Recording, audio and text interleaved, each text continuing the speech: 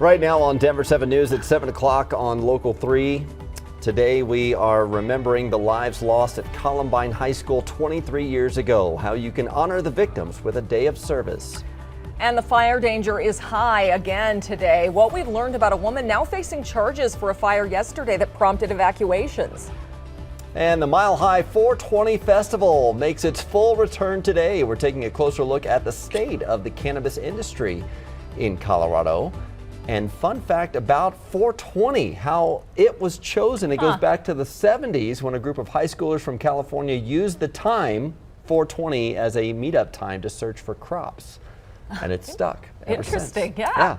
Thanks for joining us on this Wednesday. I'm Brian Sanders. And I'm Nicole Brady. I mean, Lisa and I went to CU Boulder, where 420. Where is this going? Hold on. Where is this going? Well, no, I mean, it was always just so crowded, but I've heard, my sister works there, I've heard it's not as crowded on 420 anymore because it's legal now. So I don't know. Is it a holiday still? I don't know. Yeah, I guess we'll find out today, right? We're going to see just how crowded it gets out there in places. Right now, we are looking at high fire danger. Keep that in mind on this 420. You're going to find up across parts of northeastern Colorado. Red flag warnings there stretching into Nebraska from the Springs down in through Trinidad. We're looking at some gustier winds there. We've seen speeds anywhere from 20 to about 40 miles per hour out east. Here in town, winds have been at right around 5 to about 15. It's a beautiful start to our Wednesday. We're at 38 degrees in Denver. You'll find some neighborhoods in the 40s right now. Look at how fast it warms up. By 9 o'clock, we're at 53, 10 degrees warmer, low 60s by lunch, and then another 7 to 10 degrees with low 70s this afternoon. So we're going to see a really nice warm up here.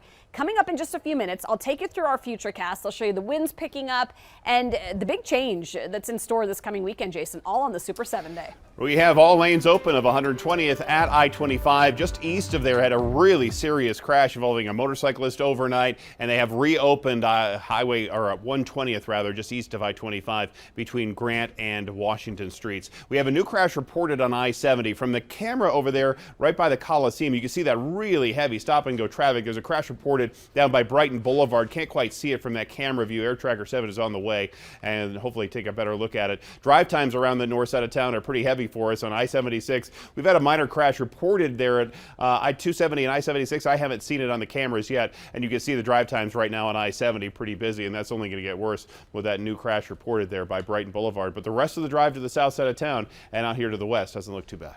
Well, as we mentioned, it is 420, and for whatever reason, it has become the day to celebrate cannabis. So this morning, we're taking a 360 in-depth look at our marijuana industry. Denver is looking to make the industry more equitable, so we'll talk to a woman who's benefiting from that process. Plus, marijuana has brought plenty of another type of green to our state, money. Although that could be changing, we're diving into a new report showing sales aren't quite as strong as they used to be. Meanwhile, the celebration is back. Tens of thousands of people are expected to show up to Civic Center Park today for the Mile High 420 Festival. The event, though, is already causing controversy at City Hall. Yeah, let's bring in Denver 7's Jessica Crawford. Jessica, should be pretty busy out there today, but some controversy started over a social media post. That is right, and that post started out by saying, "Sup, Denverites," and it went on to say, "Don't roll up without a ticket." We're going to give you a look at that post right now. The city posted the message to Twitter and Facebook on Monday. It appeared to promote the Mile High 420 Festival happening at Civic Center Park today, and that's where we're at. Some called it cringeworthy, though. The post, which has since been deleted, had the call to action of fighting the stigma surrounding marijuana use. To give some context, using weed in public is still illegal here in Colorado, so the city's confusing messaging did spark some controversy on social media. We definitely realized pretty quickly that we were inadvertently stirring up some controversy from the city side that we did not intend to do. We intentionally do post things that may not sound governmenty, in a traditional way. But the intent of yesterday's post was really to start to acknowledge the obviously large event that's happening essentially right outside of our doorstep at Civic Center Park, and to really leverage that opportunity to remind people that there are safe, responsible ways to enjoy 420. Denver police put out an alert overnight reminding you to not smoke at the Pot Festival. But in years past, they've had to look the other way because there was just so much smoking going on. You can actually see a cloud coming up in this time lapse that we're showing you now. Here, I'm going to step aside and just give you a look at the Mile High 420 Festival setup. Right now, they're expecting quite a few people, anywhere between 30,000 to 50,000. And rappers Big Boy, Lil Jon, Talib Kweli will be here, as well as talk show host Montel Williams. The event is free to participate in. All you have to do is make a reservation on eventbrite.com. Live from Denver, I'm Jessica Crawford, Denver 7. Yeah, it can be hard to see through that smoke. Thank you, Jessica. One of the festival's organizers is highlighting Denver's push to create diversity in the marijuana industry. Ashley Chubin is the chief operating officer for Fly High Cannabis Delivery. It operates in Aurora and Denver. As a woman in the industry, you get to sit at the big boys table, and that has been a really exciting part of it. I've been in the industry for going on 8 years now. And it's awesome to see that women do have a voice and a place in cannabis. I think, men do a great job, but women grow things too. So growing the business is awesome. And I would say for social equity, it's amazing that Denver, especially as one of the biggest cities, has come through saying, we want to give a chance to minority.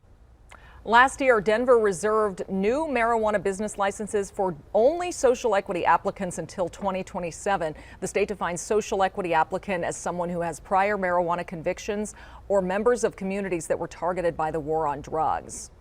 And while Colorado is selling more than $5 million in marijuana products every day, sales recently have been dropping. In February, which is the last month the state has records for, sales were about $145 million. And while that's a big number, it's down more than $20 million from February of last year.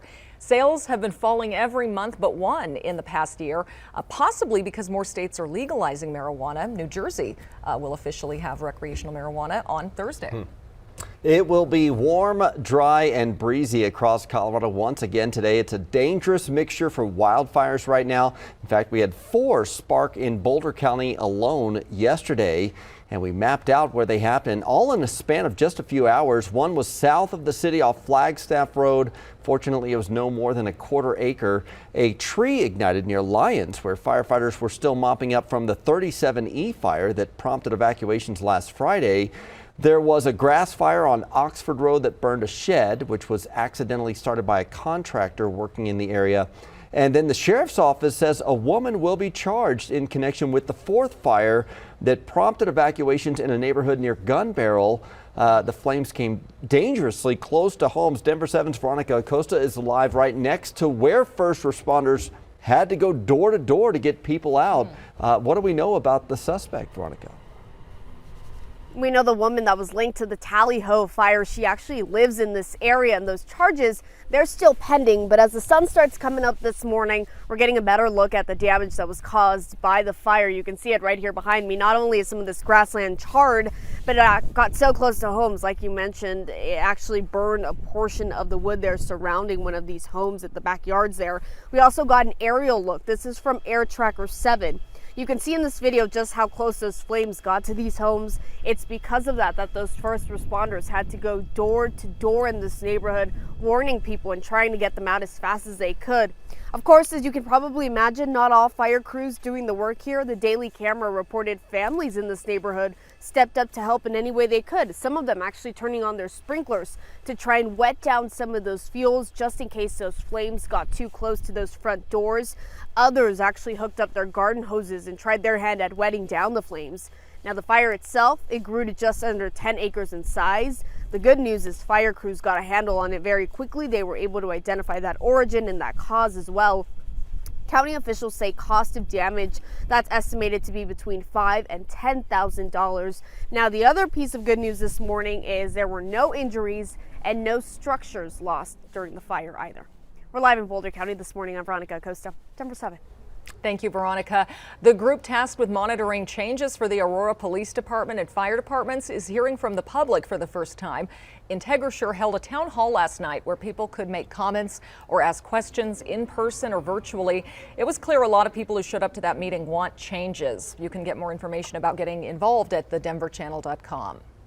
Barry Morphew is a free man for now, at least. A judge granted a prosecutor's request to dismiss Morphew's murder charges without prejudice. That means he could be charged again in the future. Morphew was charged in the murder of his wife, Suzanne.